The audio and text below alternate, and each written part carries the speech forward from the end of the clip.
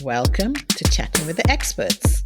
This is a podcast for immigrant women from Africa and the Caribbean who have either relocated to the UK, the US, Canada, or Australia, or their first generation in the country that they live in, or even second generation, which means they have a grandparent or grandparents who came from Africa or the Caribbean. In this podcast, we talk about so many things. We talk about our struggles, but we also talk about how we've impacted the countries that we live in and the communities that we live in. And we love highlighting the triumphs that we have undergone and we have experienced. At the same time, we like to share resources with our fellow immigrant sisters so that we can all grow from it. Today, I have a fantastic guest. She is a fellow African sister. Her name is Christelle Mombo-Zigah, who now lives and works in California. And I'll tell you a little bit about her, just a slight bit about her, but then I will let her tell you more about herself. She was actually born and raised in France to Congolese parents. She spent her formative years in France and has a master's degree in international economics from La Sorbonne. And she recently graduated from Stanford, which is the Stanford GSB, which is also known as Stanford LEAD Executive MBA. There's a lot more about her. She also works with Cisco system. And there's so much more about her that she hasn't even said, or I can't even say. So welcome to Chatting with the Experts. And Crystal, just tell the listening audience all about yourself. Absolutely. Well, Paula, first of all, thank you very much for inviting me to share my personal story and to share more about myself as well. I definitely would like to start by thanking also all the listeners who will learn more about who I am. So, as you said, my name is Christelle Mombo-Zigah, and I was born and raised in France to Congolese DRC parents, so ex-Zaire. There are two Congos in Africa, and I am part of the Congo-Kinshasa part. I am a wife. I am a mother of two beautiful and magical Black daughters. I am a global leader with 15 years of experience in growing global markets, transforming businesses, and advocating for customers. I spent all my formative years in France. So I actually moved to the United States 12 years ago. You said it well. I have a master's degree in international economics from La Sorbonne University, and I graduated very recently from Stanford Graduate School of Business through the LEAD Executive MBA program. Told you guys you'd be impressed by Christelle. I was so impressed that I searched her out on LinkedIn. I was like, this young woman, she is so young, needs to be heard because she's got so much to share. One thing I found out from her or about her is that she speaks multiple languages. She tells me she's great at 4, but she actually speaks 6, 2 of which she's not that comfortable with, but I'm sure she's 50 times or 100 times better than I am. So let's talk about that and why you speak those languages. Sure. So that's a very interesting question. I do speak French. It's my native tongue, obviously, native language. I learned English and Spanish at school, and I used both languages in my regular career. And where I live in California, there is a huge Hispanic speaking population, and I love to practice my Spanish with them as well. I studied in Sweden, and that's where I learned Swedish. So I took 6 months of Swedish, and because I did not continue to practice it, and it's not necessarily a language which is spoken that much around the world. So I can say that I still know a few words, but I don't speak it fluently at all. And when I was in college at La Sorbonne, I actually took some Arabic. So I decided to study Arabic because first I grew up with a multicultural group of people, and a lot of them were from North Africa, and they were speaking Arabic. And I was always very much intrigued and curious about what they were saying. And I really loved the language. And I also got exposed to the writing and learned how to write Arabic. Again, unfortunately, I took only 1 year, so I did not pursue and I haven't been practicing it, so I forgot pretty much everything. I also am currently learning Portuguese. One, because it's very close to Spanish, and I do have a passion for Latin American culture. Two, because as much as I'm learning about the history of Congo, DRC, and where my parents are actually from, and they are from the Bakongo region, Portugal was the first country to colonize this area and to colonize Congo. There are still a lot of words, linguistically speaking, from Portuguese, which are being used in some of the Congolese dialects in the Bakongo. So that's one of the reasons why I'm very much intrigued in learning Portuguese as well. So I do speak fluently 3 languages. I can understand Portuguese and Italian because they are very close to French and Spanish. And then I took some classes to study Swedish and Arabic. But I'm just passionate about connecting with people and learning their languages. I think it's the best. There is nothing as good as learning from someone's culture by starting with learning more about their language. Absolutely. Learning the language is the best way to actually understand where people are coming from, because we are all very similar, but when we don't understand a language, then it's hard sometimes to see that connection. So I'm so happy that you realize that so early in life, because I think you're so young. I mean, you were telling me something different, but guys, when you see her, you'll say, oh, she's 28, so if not 26. Anyway, that aside, so tell me, what was this? What was your reason for getting all these degrees? I know, for the most part, African parents and parents from the Caribbean love to push formal education, and some of us can, are great at that, and others are not. You're obviously a genius, so tell us about that. Well, as you said, African parents, definitely my parents were behind me and pushing me to get the highest education I could. My dad actually left Congo DRC in the 70s to pursue his PhD in linguistics. And he studied also at La Sorbonne. So it was very interesting for me to follow up his steps and to go to La Sorbonne as well when I was in France. So having a high education was definitely part of our upbringing. We had to learn, we had to work 10 times harder than our French white counterparts just to be valued at the same level. So that's really something which was ingrained in my education, and that's the reason why I pursued, my master's degree, and most recently went back to study again and graduated from one of the most prestigious business school in the world. I love learning. I think that it opens my mind to different possibilities and to new world.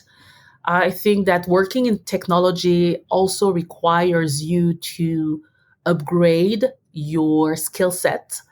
So when you work in tech, and not necessarily only in tech, you need to be a lifelong learner anyway. I studied international economics, international business, and most recently, I went back to study again business at Stanford Graduate School of Business to refresh my past learnings, to feel a little bit more relevant and up to date, and to apply some of my newest learning in my role today.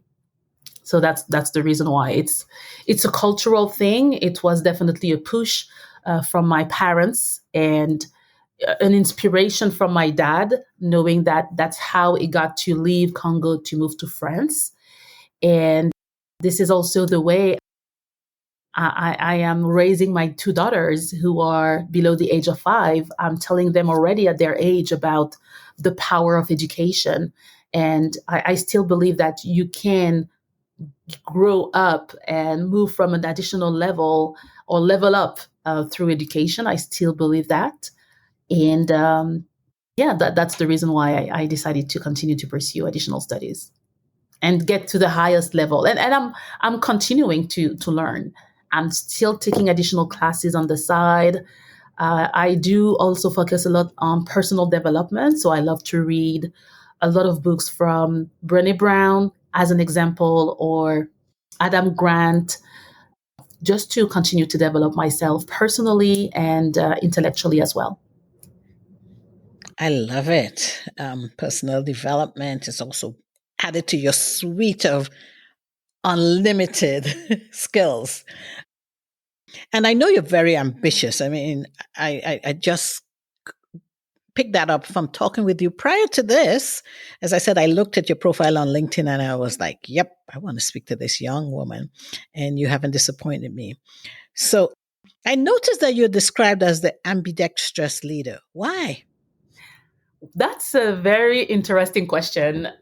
So, why? I was raised by African parents and I was born left handed. And in the 80s, so I am a millennial, but in the 80s, it was still not a good thing to be left handed. So, I was actually at a very early age forced to use my right hand, and especially as I learned how to write. So that's how I developed this ambidexterity. I now use both of my hands the same way. I definitely write more with the right one. So that's something which is very particular to who I am as an individual. From an from a leadership perspective, I realized, and especially after going back to Stanford, that I was also an ambidextrous leader. And for me, it means being able to not only focus on the exploration phase of developing a new idea or solving a new problem, the exploration and ideation phase, it also means to be able to be very good at executing. So I feel like, and I have demonstrated throughout my career that I am very good at explorating new ways of doing things and transforming the business in general. But I am very good also at executing on some of the strategies that I put in place. So that's really where the ambidextrous leadership is coming from as a definition. Yep. And I picked that up. I love that you had that in your profile on LinkedIn because it made me also think too that when I look at your career, you've both done what people will regard as left brain and right brain. You cross both sides of the brain, just to put it mildly, because when we look at a young woman like you who went back to school to do their executive MBA in Stanford, even though you had already done international economics at a prestigious university, tells me that you think way beyond now. You think ahead and you think of the future, not just for yourself, but also for people who look like you. Absolutely. It's very important for me. And it took me a while to really define what my purpose is in life. And I know that I want to inspire the next generation of leaders and give a voice to the voiceless. So that's my purpose. Working and living in the Silicon Valley, working in the tech industry, you have to be forward looking because it is an extremely fast paced environment. Being an ambidextrous leader has definitely helped me, as you said, using both my right and left brain and always think a step forward, always think about what is going to come next, always also think in terms of continual improvement. I like to transform and challenge the status quo. I think that rules have been created by human beings and they are here to be rethought. They are here to be challenged. They are they are here to be developed over time to adapt to the world we live in. So yes, definitely. I usually describe myself as a futurist because my orientation is always toward the future. which is very interesting because I'm also very much passionate about history, because I believe that you need to know about your history and the history of the world through multiple angles and perspectives. I don't only think about history as the history told and wrote by the conquerors, but really also about history, how it was experienced by the Congolese, if I can say so. So I really like to think about history as the foundation of and as a starting point, and then see how we can move past and improve the world, improve people's situations and experiences over time. Yes, because I mean, history can guide us in the direction in which to go or not to go. Mm-hmm. And knowing that mistakes were made in the past, we don't need to recreate those mistakes. We don't need to make them again. We can learn from them, we can improve on them, but not make them again. Absolutely. You said something that really touched me. You said that you feel your mission is to inspire the next generation leaders, and so that they in turn can be an inspiration to others. I Mm-hmm. know you're not just talking about women, you're talking about women of color. You're talking about women of color both in the Western world and even in the non-Western world where they live, because you can't be what you can't see, and you don't know what you don't know. So can you just expand a little bit on that? Absolutely. So for me, just knowing who I am, where I'm from, and when I think about the history of the Congo and the history of my family, I know that Congo went through a lot of things. It went through, first of all, a history of deportation through the slave trades. And the Portuguese were there in the beginning to start the slave trades from the Bakongo.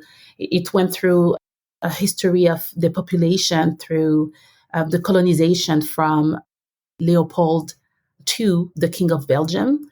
And it's still going through illegal wars, and it's still going through illegal trades where our resources are just being stolen right in front of the population, and the population doesn't even take advantage of how rich the country is. So, knowing where I'm from, and knowing that, even in Europe and in France, life was not always easy.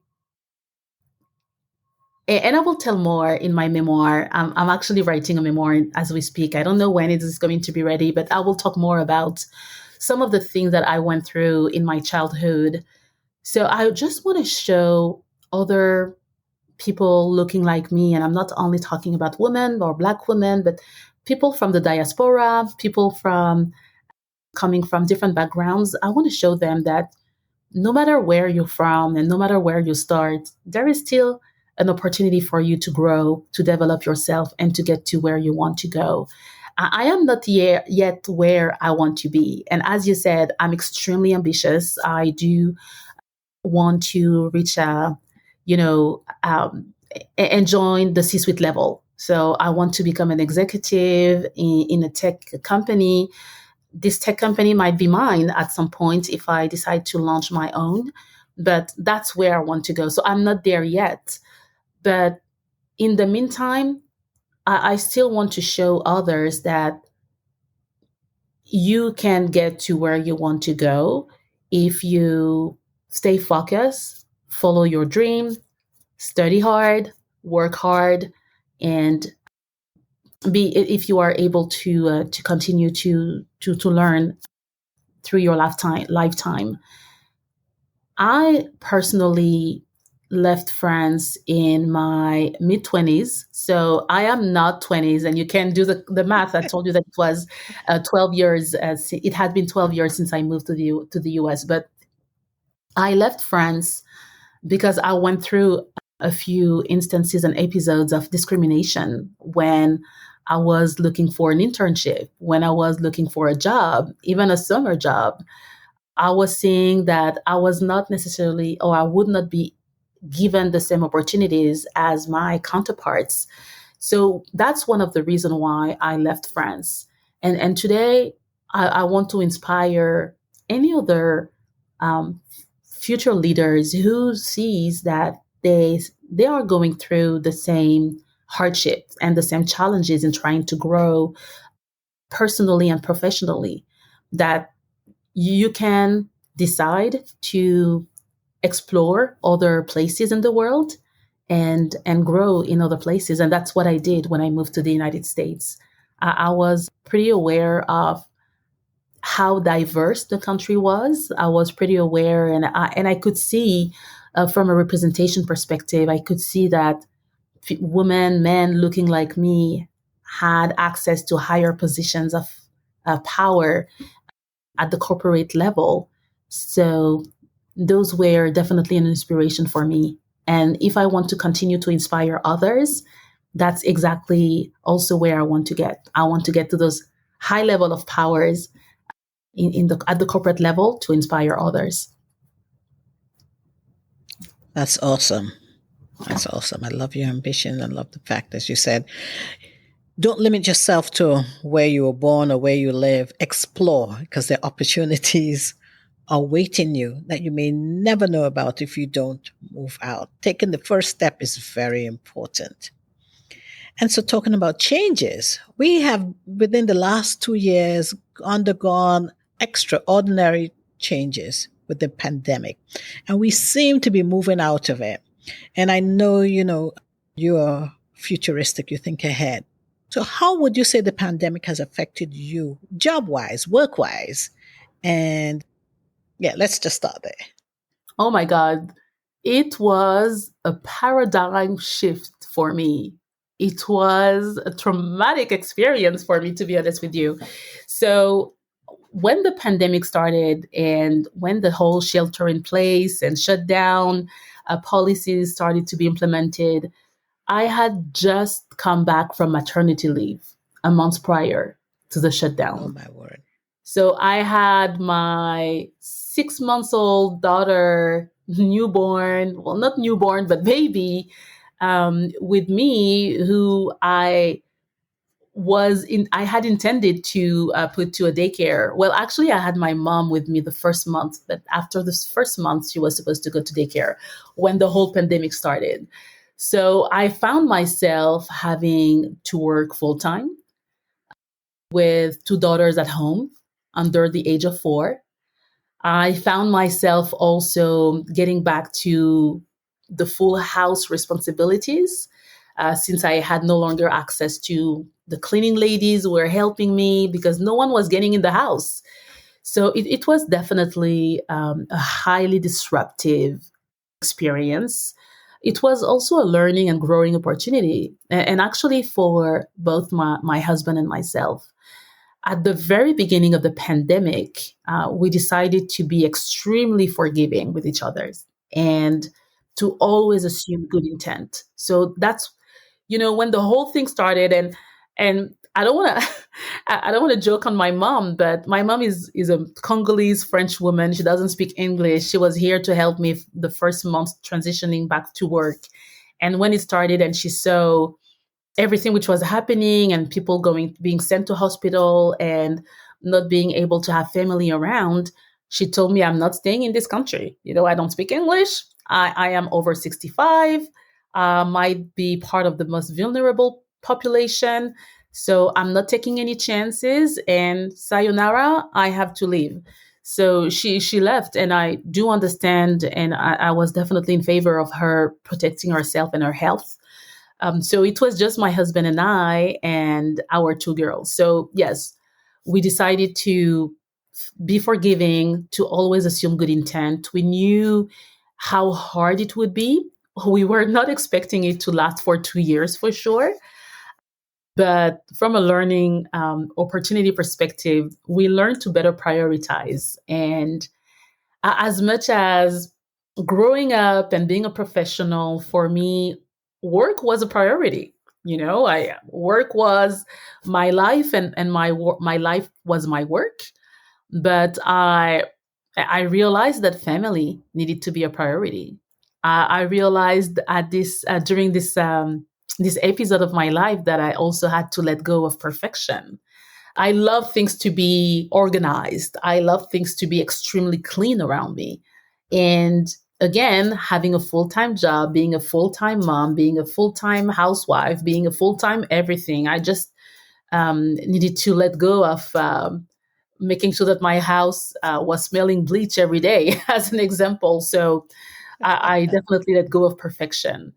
And we also learned to do a better job at dividing house chores. I actually wrote an article about women's self advocacy, which is available on LinkedIn. And I'm a big proponent of making sure that you help your wife or significant other to realize herself or himself. And we definitely agreed on subcontracting again at the first opportunity when things were reopening. So very, very disruptive. Lastly, what I learned during the pandemic was also that I had to focus on self-care and that I had to focus on self-love. And my husband was a real inspiration for me. While I was trying to find my new cadence in that dynamic, I saw my husband starting to work out every single morning for a whole year, and he's still doing it. Personally, maybe because I was going through other things and I had additional responsibilities as well. But it really took me a year and a few additional extra pounds in the process to jump on the bandwagon and to start working out. So really starting to take care of myself, take care of my body, take care of my mental health as well. I started to meditate. I started to pray more. I started a gratitude journal. So on a daily basis, I had to write something about, the little thing that I had in life and for which I was grateful and I'm still grateful for. So I really learned a lot about self-love and self-care also during the pandemic, on top of doing a better job and at communicating with my husband and let go of perfection. So what I'm hearing from you is that you emerged a better person overall. You're taking care of yourself, better self-love, self-care. Your relationship with your husband got better because you're such close proximity without any external help. You had to. You had no option but to say, okay, you're there, I'm here. We're going to make this work, right? Absolutely. Absolutely. Oh, I love it. I love it. Well, we're coming to the end of this. It's been a fantastic interview, getting to know you even better.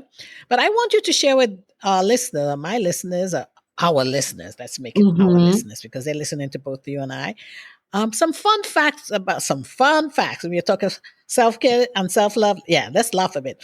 A fun fact about your country of birth or even your parents' country of birth. Let's talk about that.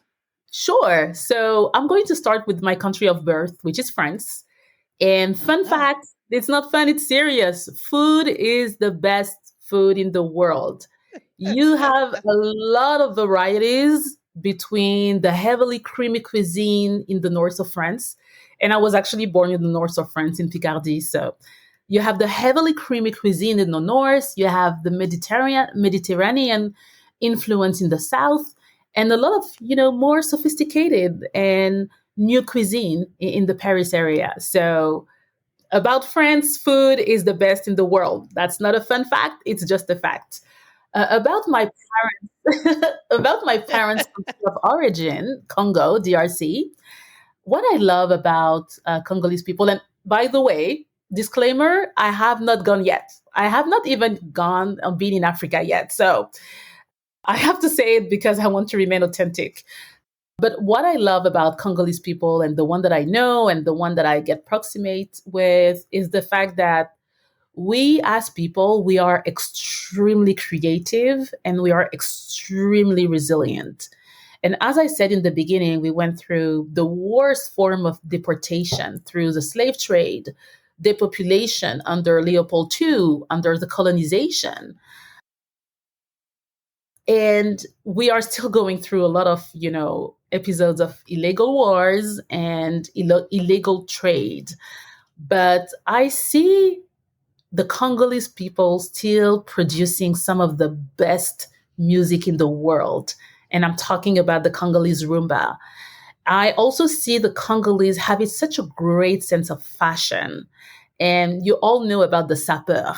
Uh, I don't know if there is an English translation, but we call them the sapeur. And something that I discovered as I love to get my inspiration, I love to connect with different things.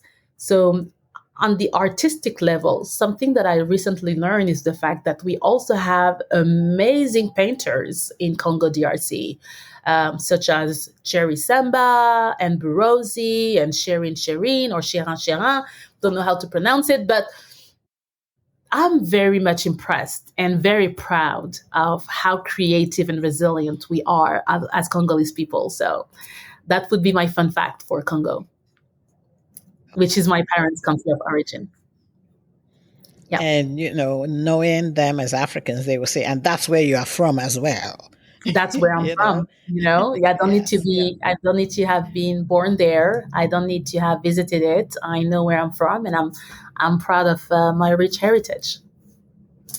Absolutely. Well, if our listeners can't see it, but behind me, there's a work of art that I got from Nigeria. And in my house, we have a lot of paintings from Nigeria by various artists. Mm, And I'm so proud of it. I mean, we hardly have European art in our house, and that's by choice because it represents us.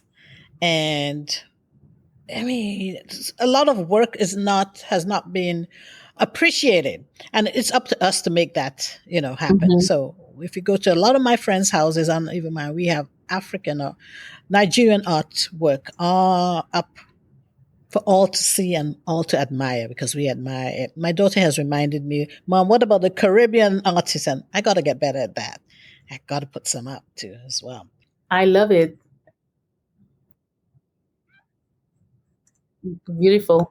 And so, as we're wrapping up, is there anything you'd love me to have asked and I haven't asked you? Something else you want to share about yourself, or even about France, or about your parents' country? I think we spend a lot of time definitely talking about it. I would invite some of the listeners who want to pursue the conversation, and I love to network. I love to share ideas. So don't hesitate. I'm available on LinkedIn. I'm trying to be very active when I have time, but definitely, I'll definitely look forward to hearing from you and sharing ideas and sharing also your own experience as members of our beautiful diaspora. Lovely. So, the best way for our listeners to contact you would be on LinkedIn. It will be on LinkedIn. I'm still working on my personal website, which is a work in progress, and that's something that I'm going to have to subcontract as well because it's taking a lot of my time, and that's not my forte. But yes, at the moment it's LinkedIn. Soon it's going to be my personal website. Something that I didn't say is that coming again from parents who were very, very big on education, and my dad was specialized in linguistics, and I decided during the pandemic to go back to writing. And I said this is an activity that I really love to do growing up, and that I stopped because my parents told me at some point, you won't make any money as a writer. So find something else, another occupation. But during the pandemic, I started writing again, and I'm writing 3 children's books. One is currently being revised, so being published very soon. And the 2 others are being illustrated. And as I said, I'm also writing my memoir because I want to inspire the next generation leaders and give a voice to the voiceless. I want to make sure that other people can see themselves in the story that I have to tell and to share with the rest of the world. Thank you. And so, folks, this was the incredible Christelle Mombo-Zigah that I mentioned at the beginning, that she impressed me so much that I was on LinkedIn and I reached out to her and said, let's connect. And she honored me by saying yes. That's why we're talking here today. So if you just heard anything in this conversation that makes you want to contact her, she's given you her contact information. You can reach out to her on LinkedIn just as I did. And if you'd love to hear this again, you can head over to either Apple Podcasts, Google Podcasts, Spotify, or anywhere else you listen to podcasts, and follow us, and also click subscribe.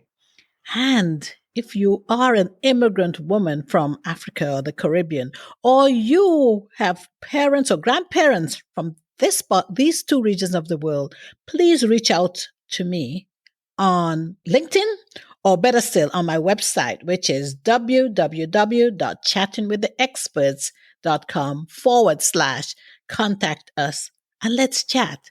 I always get back to people. Whether you reach out to me on my website or on LinkedIn, I will get back to you.